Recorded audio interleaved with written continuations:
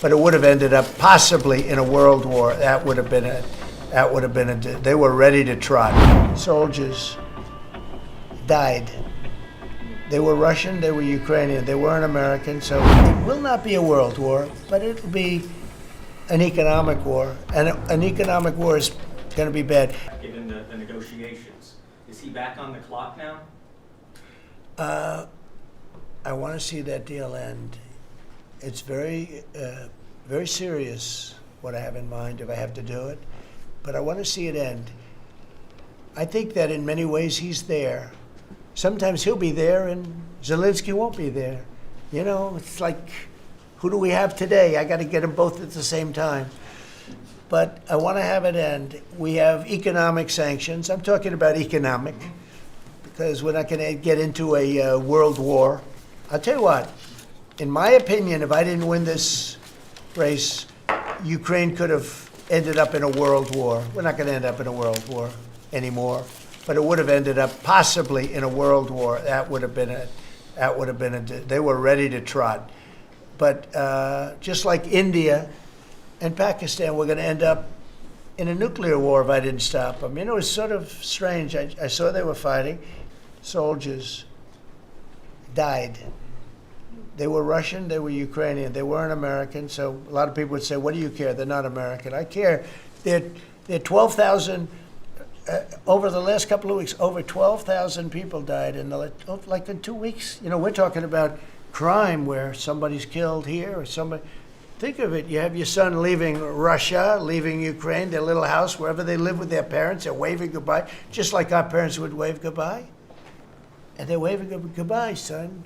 And then a week later, his head's blown off in a stupid war by a drone, a whole new form of military problem.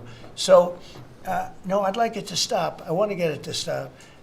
And it will not be a world war, but it'll be an economic war. And an economic war is going to be bad. And it's going to be bad for Russia, and I don't want that. Now, I have to also see, because not everybody, you know, Zelensky's not exactly innocent either, okay? You know, it takes two people to tango, and I say it all the time. You got to get them together. I get along with Zelenskyy now, but we have a much different relationship because now we're not paying any money to Ukraine. You know, stop that. We're paying money to ourselves. What's happening is NATO is buying all of the equipment and paying in full. But even with that, forget about that. I want to get it stopped because it's a lot of lives that are being lost. Every week it's 7,000, 5,000, 6,000. I get the reports and I see battlefields. I'd rather not see them. And you know, you read about Gettysburg. You read about Gettysburg and you see, you know, those 600,000 people, but in that war in particular was really bad, like 150,000 or something, just dead body. I'm seeing the same. I see pictures. I see satellite pictures of heads over here, arms over here, legs over here. And this is like a modern age. It's no different than the worst wars that I've ever seen. And if I can stop it because I have a certain power or a certain relationship, I had a very good relationship with President Putin. Very, very good. That's a positive thing again. And I think I'm probably the only, Steve Witkoff would tell you I'm the only one that can solve it. I don't know, you've told me that a few times, unless he was saying that just to build up my ego, but it's not really. I have no ego when it comes to this stuff. I just want to see it stop.